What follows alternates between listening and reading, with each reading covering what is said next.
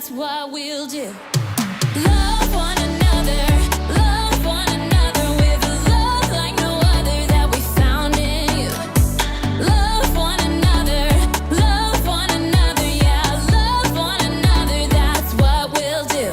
We're alive to love one another. We're alive with a love like no other. We're alive, we're sisters and brothers. We're alive to love one another.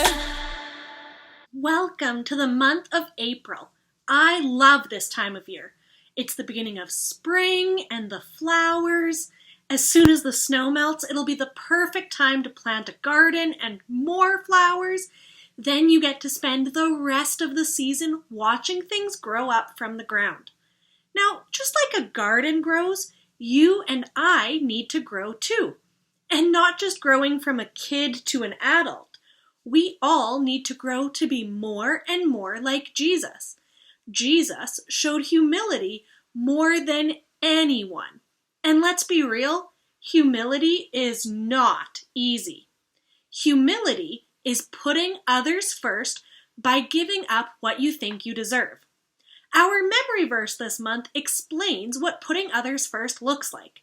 Now I'll go slow because it's a long one, but try these actions with me. Don't. So you're going to cross your arms and pull them out. Don't do anything. So there's two words in that. Any, you're going to stack your thumbs up and drop one behind. So any, and then thing, you're going to cup your hands with your thumbs up and pull them apart. Thing. So anything. Don't do anything only. So you're going to point one finger out and you're going to flip it around. Only to get ahead. So more thumbs up with your knuckles touching. And you're going to go get ahead. Put one in front of the other. Okay, so let's say the first part again. Don't do anything only to get ahead. Here's the next part. Don't do it, so we know that one. Don't do it because, so you're going to tap your temple with a cupped hand and pull it away. It's the same sign as why, right? Don't do it because you, well that one's easy, are proud. So you're thinking, oh, I'm so fancy. You're going to give yourself a thumbs up and tighten your tie. Don't do it because you are proud. Instead, so you're going to make two okay fingers and just swap them around, one in front of the other. Instead, be humble. So fence off one hand in front of you and then close the other hand and put it on your chin and pull down. So be humble. Let's try that part. Instead, be humble. Value, so you're going to make two V's with your fingers, kind of like peace signs, and you're going to touch the pointers together and make a circle, okay?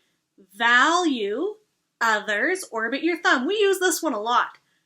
Value others more than, so grasp your fingers together and tap them, like when babies ask for more food at the table.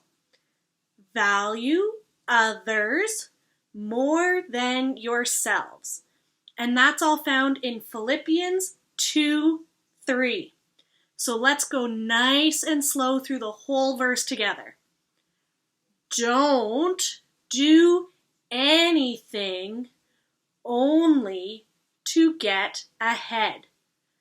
Don't do it because you are proud. Instead, be humble. Value others more than yourself.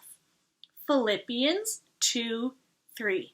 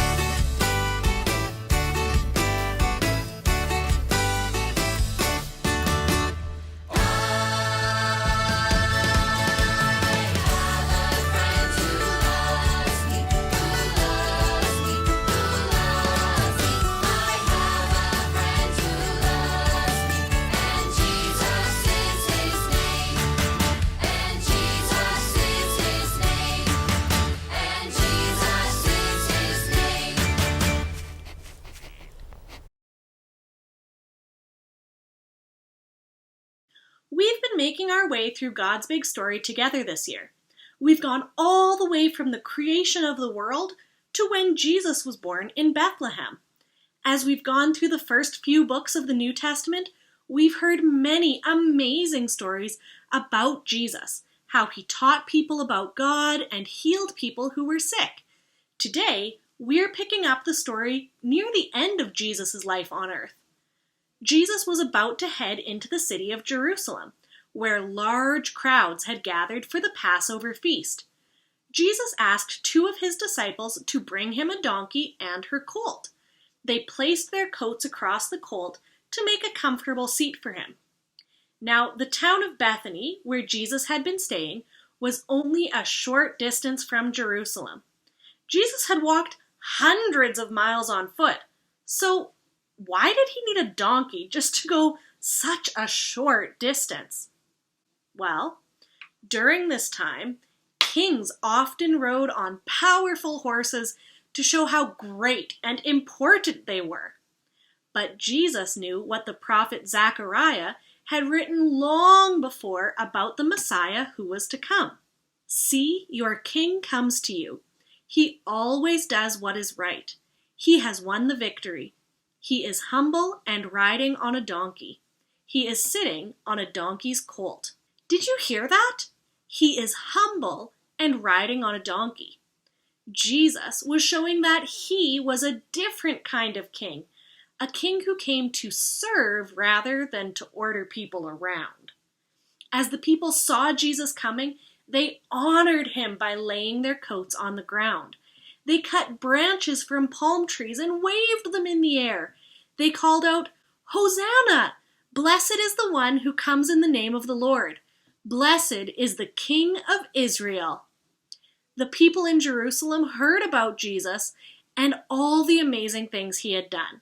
They were so excited to see him.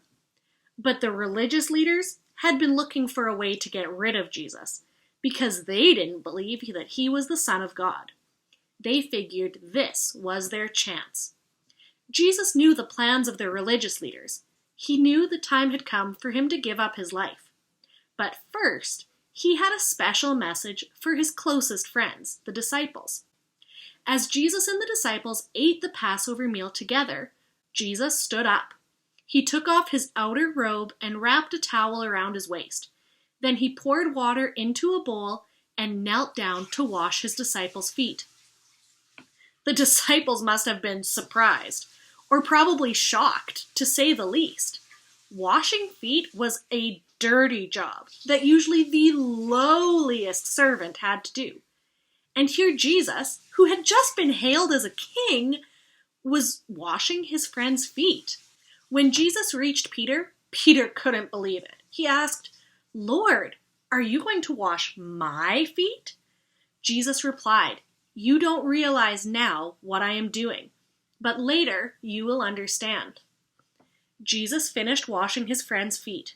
Then he put on his outer robe and took his seat again. Jesus then explained why he had taken the time to serve his friends. "Do you understand what I have done for you?" he asked them.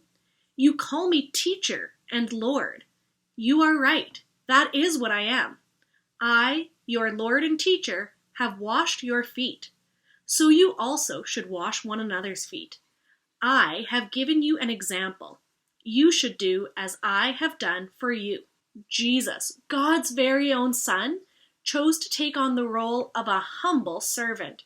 He washed his friends' feet in order to give them an example of how they should live and treat others. So if you and I want to follow Jesus today, we need to learn how to be humble. We need to serve people instead of trying to get it our own way. We need to live the way that Jesus did, by putting others first. Remember, Jesus put others first. Say that with me. Jesus put others first. Now, I realize that washing someone's feet seems kind of odd to us now, but it was something people had to do back then, because everyone walked on the dusty, dirty roads with just sandals on their feet. Usually, it was the job of a servant to wash people's feet. But Jesus, the Son of God, chose to do it for his friends. Jesus put others first. Jesus did this as an example. He put his friends first. And that's what Jesus did for so many people in so many ways. Jesus put others first. Say that with me. Jesus put others first. Jesus said that we should treat people the same way, with humility. That doesn't mean that we should literally go around taking off people's shoes and washing their feet. But, like Jesus, we can set aside our own wants to show love to others. There are opportunities all through the day to put others first. For me, that might look like offering to clean up after potluck, even though I'd rather just hurry home. For you, maybe you give your brother or sister the bigger piece of cake, or you let them pick the movie for family movie night. Maybe you choose to take time to help a friend with something instead of playing video games. There are lots of ways to be humble and put others first by giving up what you think you deserve. Let's head up to small group now and talk about some more ways that we can put others first like Jesus did.